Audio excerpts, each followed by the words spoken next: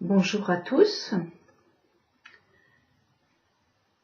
C'est fou ce que l'être humain a comme facilité de fuir ses responsabilités et d'exiger d'être servi par les autres.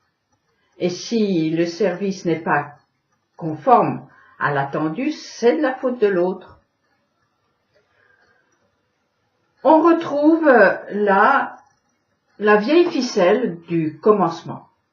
C'est de la faute à elle, c'est de la faute de lui, au final, c'est de la faute du Créateur qui m'a fait si imparfait. Bref, en un mot comme en 10, j'ai des droits, que chacun le sache, vous, là, au-dessus, en dessous, à droite, à gauche de moi, si vous aviez été correct, je n'en serais pas là.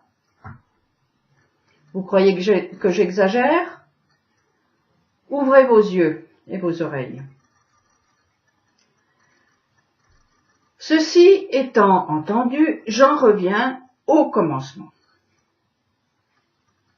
Lisez dans le livre, c'est écrit. J'ai peur, j'ai honte, je suis nu. J'en suis là à cause de l'autre. Non, mon ami, il est aussi écrit, ne t'avais-je pas dit de ne pas manger de cet arbre? Ce qui t'arrive est la conséquence de tes choix. C'est toi qui as été créé libre de choisir et chacun est responsable pour son compte. Tout au moins en grande partie. Deux extrêmes sont à éviter. Ne se sentir responsable de rien et être responsable de tout. Deux attitudes complètement stériles qui ne mènent nulle part. Dans le livre du Deutéronome, nous avons ce conseil. Si tu rencontres en ton chemin un nid d'oiseau, sur quelque arbre ou à terre, de jeunes oiseaux ou des œufs sur lesquels sont posées la mère, tu ne prendras pas la mère avec sa couvée. Tu es tenu de laisser envoler la mère, sauf à t'emparer des petits. De la sorte, tu seras heureux et tu verras se prolonger tes jours. J'avoue que l'histoire de la rencontre du nid d'oiseau est très difficile à comprendre et à accepter. Il est dit, laisse s'envoler la mère, prends les petits, tu seras heureux et tu verras se prolonger tes jours. Je vais l'expliquer comme je le comprends aujourd'hui. Si tu rencontres en ton chemin un nid pris dans le sens sac de nœuds, construit par toutes sortes de causes, innées et acquises, représenté par la mère. Tu ne t'en prendras pas à la mère, tu ne t'en prendras pas aux causes et ses produits dérivés. Tu es tenu de laisser envoler la mère, les causes, sauf à t'emparer des petits, c'est sur eux que tu peux agir. En les sortant du nid, en les transformant en énergie positive, humaine, de la sorte tu seras heureux et tu verras se prolonger tes jours. Pour se permettre de s'envoler, de passer de l'état d'embryon, d'oisillon attendant la béquille, responsable de rien, il faut renvoyer toutes les causes. Dit autrement, je me prends en main et j'assimile. Dans l'histoire, c'est je mange. J'assimile, j'assume, je mange ma vie. J'en fais un homme. Passer d'un état à un autre, c'est s'élever, dominer, construire sa liberté, sortir des matrices devenues sacs de nœuds. En regardant les actualités transmises par les médias, chacun a pu apercevoir une pancarte brandie en toute innocence, sur laquelle était écrit « Nous demandons la justice, pas la charité ». C'est légitime. Mais celui qui a écrit cela, pratique-t-il lui-même la justice et la charité? N'a-t-il pas construit le nid d'où il piaille? Il en est certainement la mère. C'est bien beau de brailler à l'injustice quand on oublie de pratiquer ce que l'on revendique. En vérité, chacun est dans la situation qu'il mérite. Il récolte ce qu'il a peut-être semé à tour de bras pendant des années, lui ou ses ancêtres. Ceci dit, l'essentiel est d'assumer ce qui a été fait. C'est ce que j'appelle renvoyer la mer, afin de pouvoir transformer le mal en bien. Il y a évidemment ce que nous pouvons constater tous les jours et qui est un grand mystère. Le méchant réussit et le juste doit galérer pour peu de choses. Mais cela n'exonère personne de prendre ses responsabilités devant ce qui lui arrive, de réfléchir et de revenir, car le remède a été créé avant la maladie. L'erreur est humaine, la tentation est normale et même nécessaire, mais lorsque l'hiver est venu et que la cigale se trouve fort dépourvue, nous dit la fable, si elle veut s'en sortir, qu'elle s'abstienne d'accuser la fourmi de lui prendre ce qu'elle n'a pas semé. Laisse s'envoler la mer, n'accuse pas les autres, n'attends pas tout de lui. Prends les petits, assume ce que tu as semé. Tu seras heureux et tu verras se prolonger tes jours. La vie dans ce monde n'est pas simple. Se frayer le chemin juste est la chose la plus difficile qui soit. De multiples chemins s'ouvrent à nous, un vrai sac de nœuds. Certains chemins sont très prometteurs, d'autres embroussaillés, car peu les empruntent. Malgré tout, à moins de rester dans le ventre de sa mère ou dans ses jupes, il faut prendre la route. À droite, à gauche, en haut, en bas, devant, derrière, le ruban du temps se déroule inexorablement.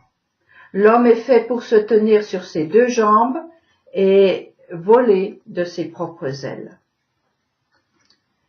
Dès lors, porté par la foule, poussé par son ventre, attiré par les promesses, confiant en sa bonne étoile, ou malheureusement, certain que cela ne mène nulle part, chacun va. La plupart passent à côté d'un sentier oublié qui ne paye pas de mine. En forme de colimaçon, on ne sait pas trop s'il monte ou descend. Il est là, planté au milieu, on ne sait pas où il mène. Mais, têtu, une voix suppliante s'y fait entendre. Fais-moi connaître tes voies, ô Seigneur, enseigne-moi tes sentiers, dirige-moi dans ta vérité, instruis-moi, car tu es le Dieu de mon salut, en toi j'espère tout le temps. Le sentier qui se fait entendre, c'est celui de la résurrection. C'est le chemin que se trace le germe qui s'élève du milieu de ses matrices. Peut-être est-ce le fameux chemin tracé dans la mer que les esclaves à peine sortis de leur camisole de force ont suivi à pied sec. La voie qui trace le chemin est celle de la sagesse, qui se poste à la croisée des routes. La sagesse prêche dans la rue. Sur les voies publiques, elle élève la voix. Elle appelle à elle du milieu des bruyants carrefours, à l'entrée des portes. En pleine ville, elle fait entendre ses discours. Jusqu'à quand, niais, aimerez-vous la sottise? Et vous, persifleurs, aurez-vous du goût pour la moquerie? Jusqu'à quand, insensés, haïrez-vous le savoir?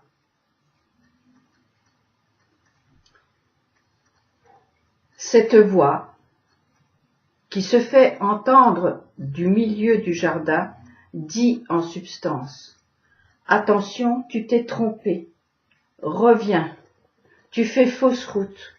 Quelle qu'en soit la raison, une seule chose compte, tu peux te retourner et revenir, prendre le chemin par lequel Moïse est monté puis est descendu, chargé des garde-fous sous forme de loi qui protègent de la folie, de la dépression et de la perversion.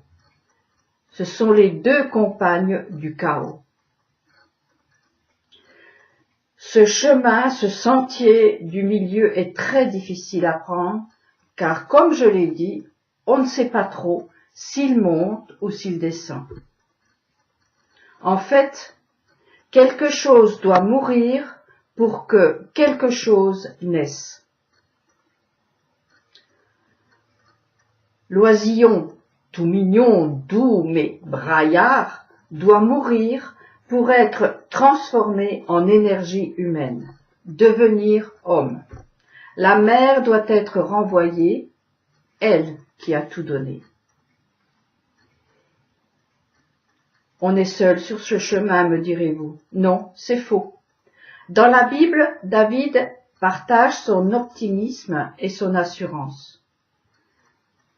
Il dit: « Dussé-je suivre la sombre vallée de la mort, je ne craindrai aucun mal, car tu serais avec moi, ton soutien et ton appui seraient ma consolation. » Renvoie la mer, assume. Mange ce que tu es pour devenir. Ta vie est un sac de nœuds. Mais regarde ce qui s'y couve. C'est un nid où se trouve l'énergie qui te permettra de prendre ta route, pas celle que tu crois avoir été tracée par les autres. Cette route n'est pas la tienne, puisque jusqu'à aujourd'hui, peut-être, tu te laissais porter par la foule, poussé par ton ventre, attiré par les promesses, confiant en ta bonne étoile, ou bien certain que cela ne mène nulle part. Dans cet enchevêtrement de routes où les points cardinaux semblent danser sur des cadavres, il faut sortir, revenir à la source de la vie. Meurs et reviens autrement. Ça s'appelle muter. Bon courage à tous.